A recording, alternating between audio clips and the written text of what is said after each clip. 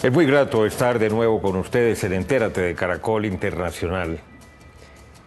Ya se estrenó, ya se nombraron los 38 magistrados de la Justicia Especial de Paz, de la llamada JEP, muy controvertida en su momento, en el trámite, y que está esa ley en este momento a consideración, estudio, de forma y de fondo, de la Corte Constitucional, porque así lo dice la Carta.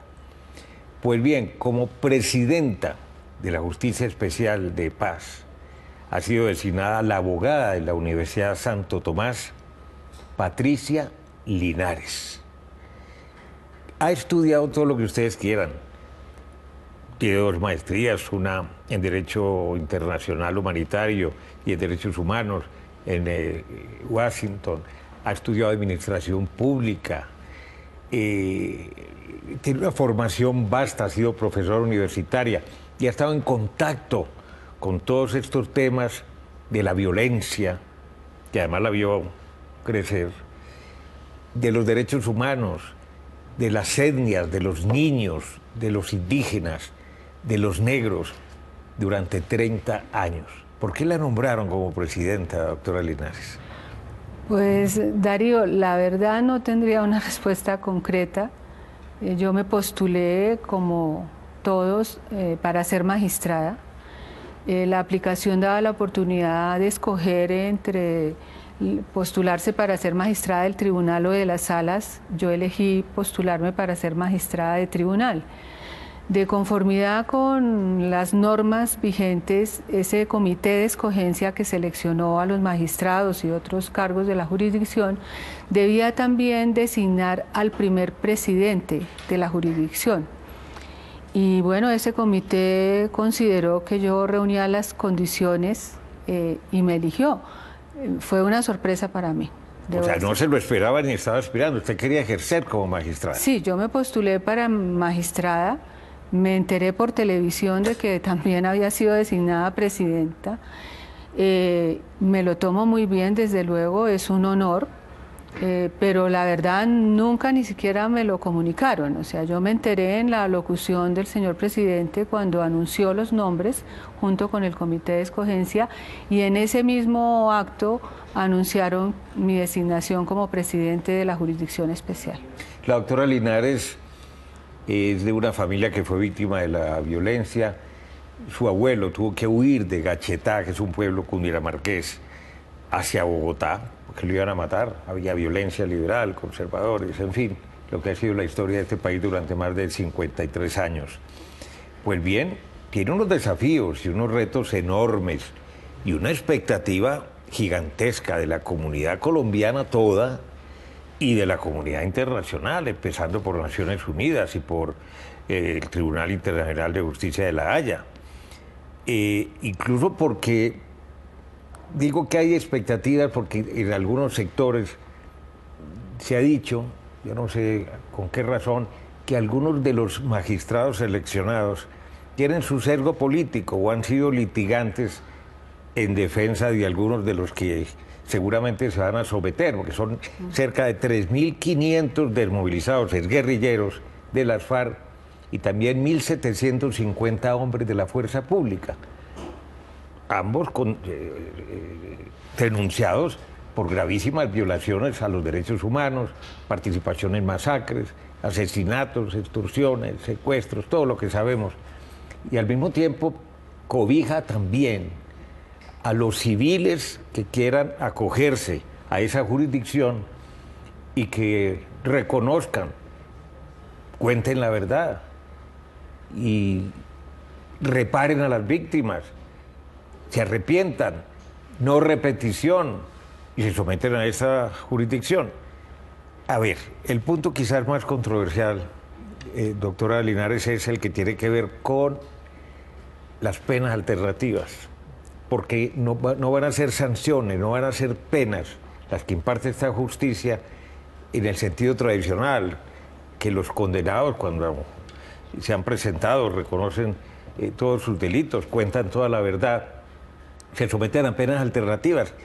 O sea, físicamente no van a pagar, no van a estar recluidos. ¿O sí?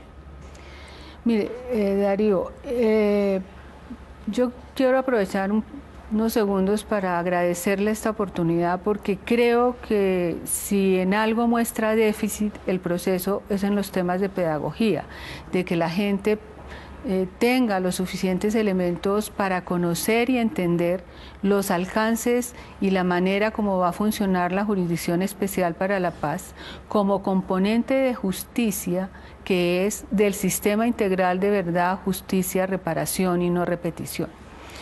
Un modelo de justicia transicional, que es el que adopta Colombia a partir de los acuerdos firmados en La Habana, que han venido siendo desarrollados normativamente por el Congreso, por el propio gobierno cuando es del caso, supone que la sociedad entera debe conocer los fundamentos de lo que es un modelo de justicia transicional.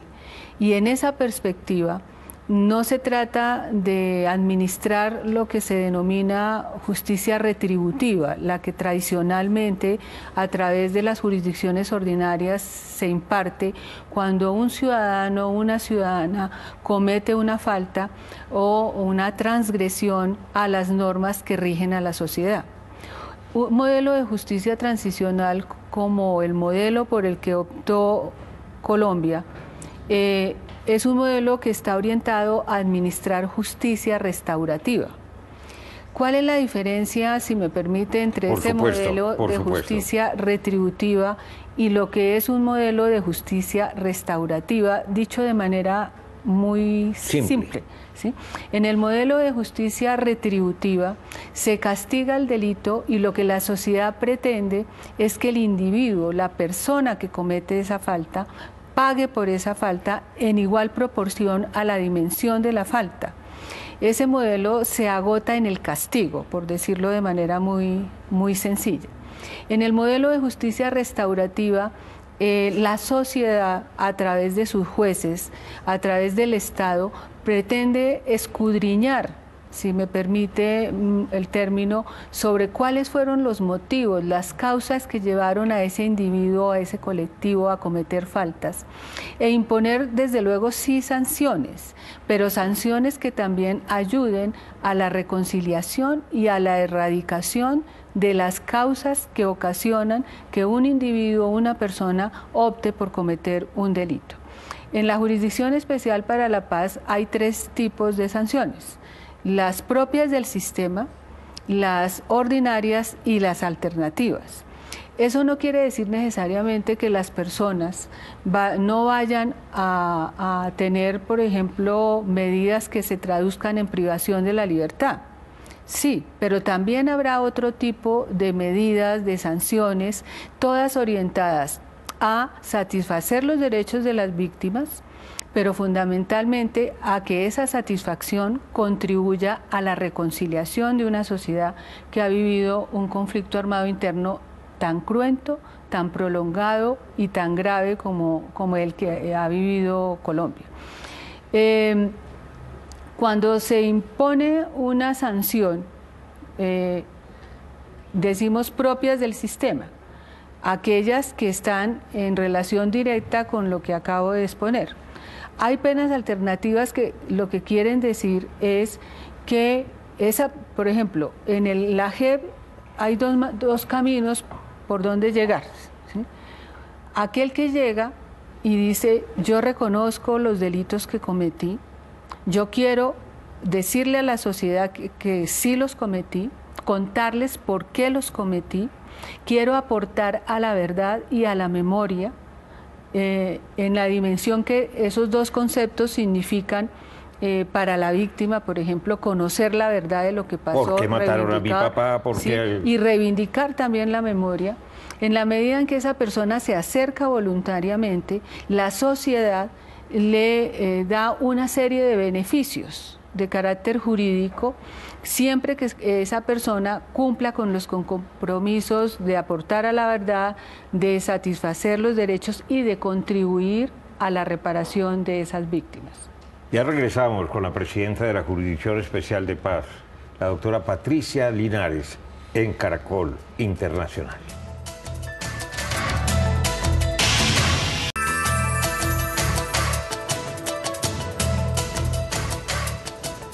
Regresamos en Caracol Internacional con la presidenta de la Jurisdicción Especial de Paz. Llega un desmovilizado, un guerrillero, un integrante de la fuerza pública, cumple con todas esas exigencias que usted nos acaba de indicar, y usted dice que no habrá, en todos los casos, pues, penas de reclusión, de privación de la libertad en una cárcel. Entonces, ¿dónde pagarían la pena? Mire, yo empezaría por decirle, Darío, que la competencia de la JEP recae sobre delitos de lesa humanidad y crímenes de guerra, concretamente. Vale decir, violaciones muy graves a los derechos humanos e infracciones muy graves al derecho internacional humanitario.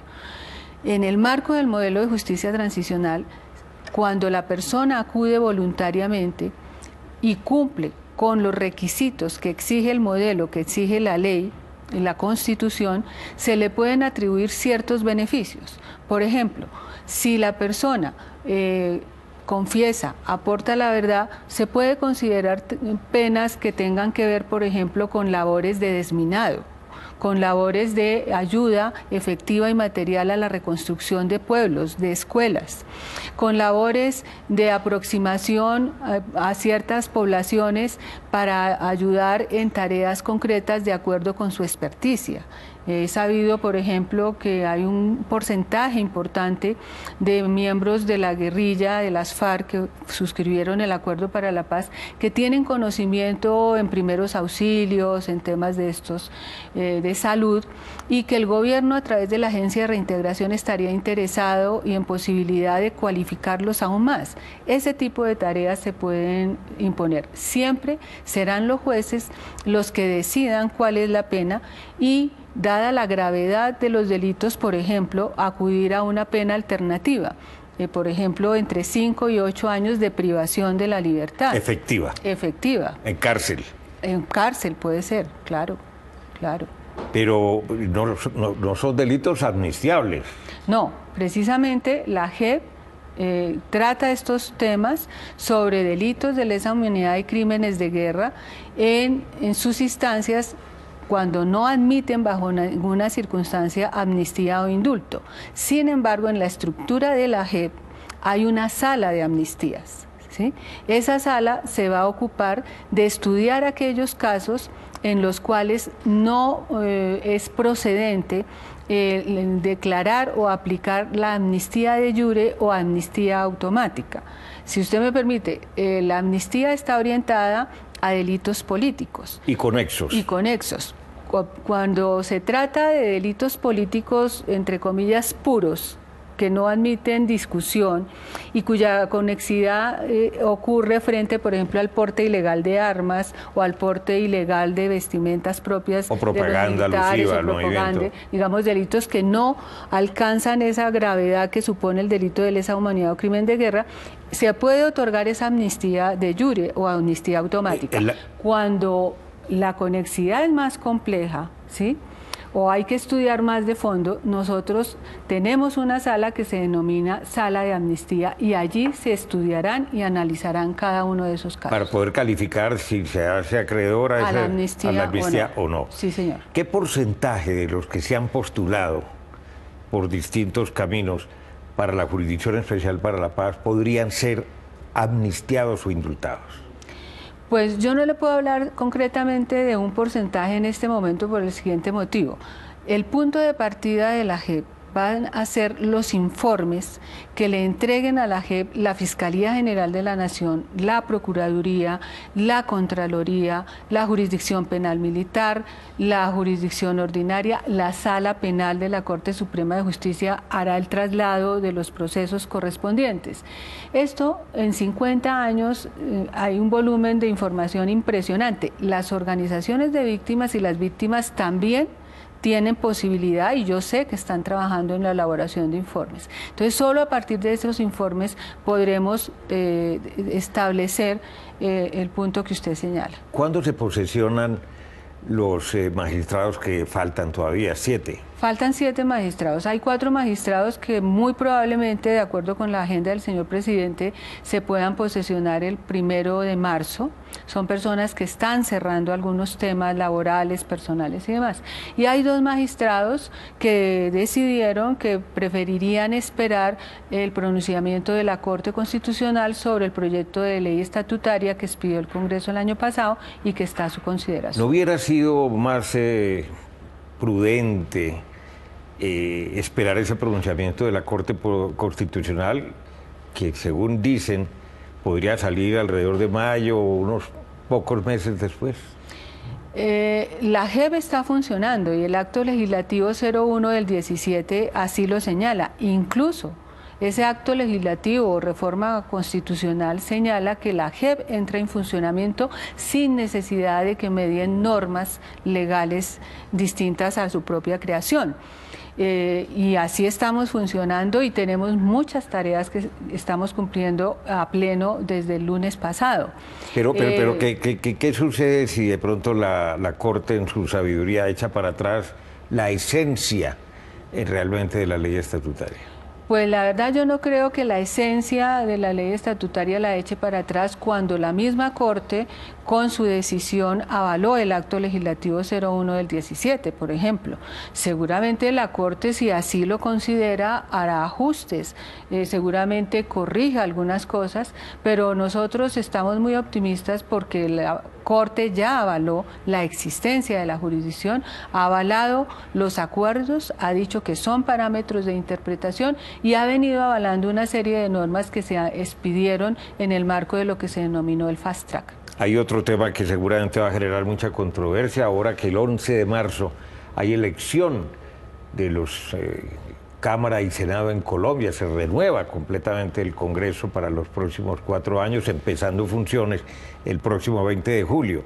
Y es que hay 5 representantes de la guerrilla que van a ir a la Cámara y 5 al Senado, obligatoriamente y durante un periodo. Y si alguno de ellos, digamos que van a ser cabezas visibles que lo han sido desde el secretariado, jefes de frente en el pasado, dice, se presenta, está postulado, pero sale elegido congresista. ¿Qué pasa con las penas retributivas?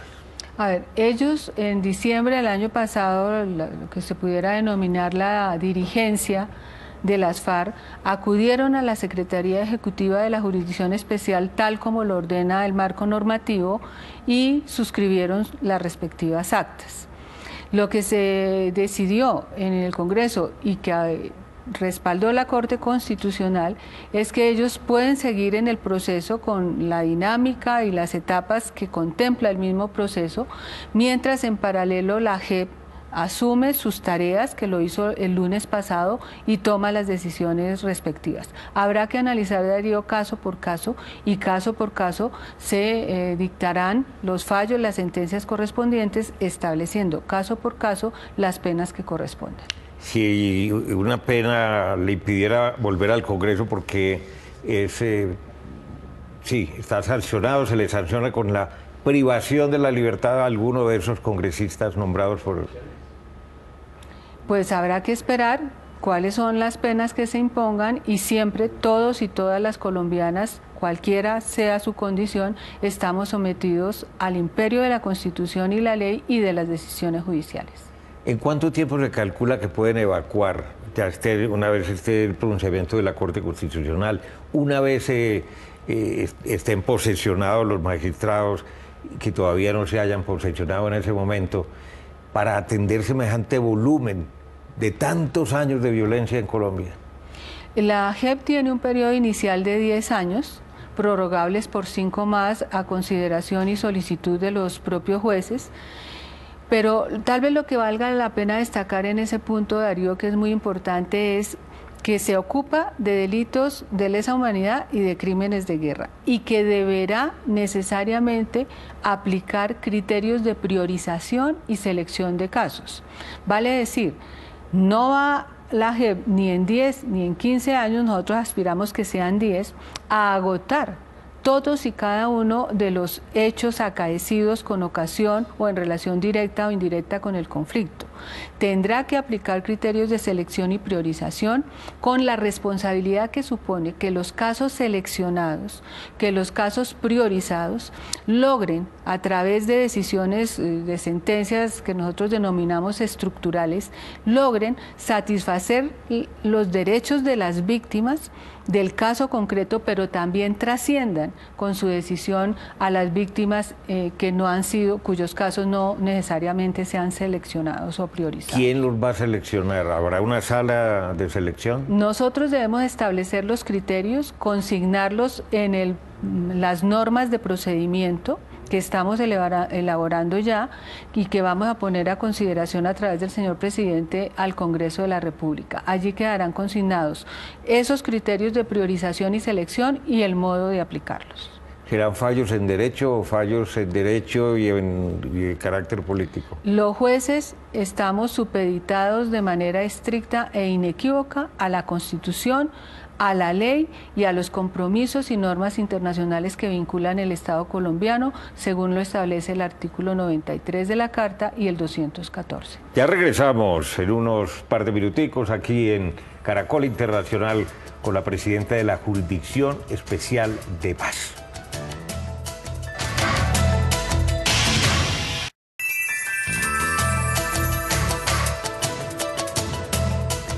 Regresamos con la presidenta de la Jurisdicción Especial de Paz. 3 retos, 3 desafíos. Bueno, 3 retos. Lo inmediato, producir el reglamento y las normas de procedimiento en 2 meses. Nos impusimos como fecha el 15 de marzo, habiendo comenzado el 15 de enero. Ese es un reto y una necesidad urgente.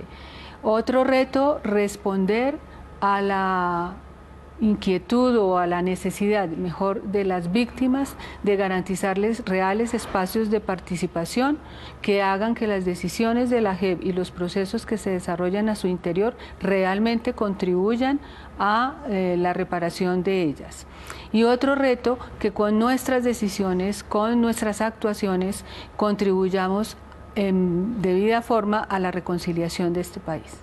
Seguramente en otros programas tendremos oportunidad de desarrollar otros puntos específicos, porque la expectativa es enorme y ustedes tienen una inmensa responsabilidad y compromiso con Colombia. Ojalá. Ojalá. Recuerden que ustedes pueden seguirnos en Twitter a través de nuestra cuenta @entératecaracol. También pueden escribirnos a través del correo electrónico entérate@caracoltv.com.co. Visite nuestra página web www.noticiascaracol.com/entérate. Allí podrá acceder a todos nuestros capítulos completos y los espero como siempre la próxima semana.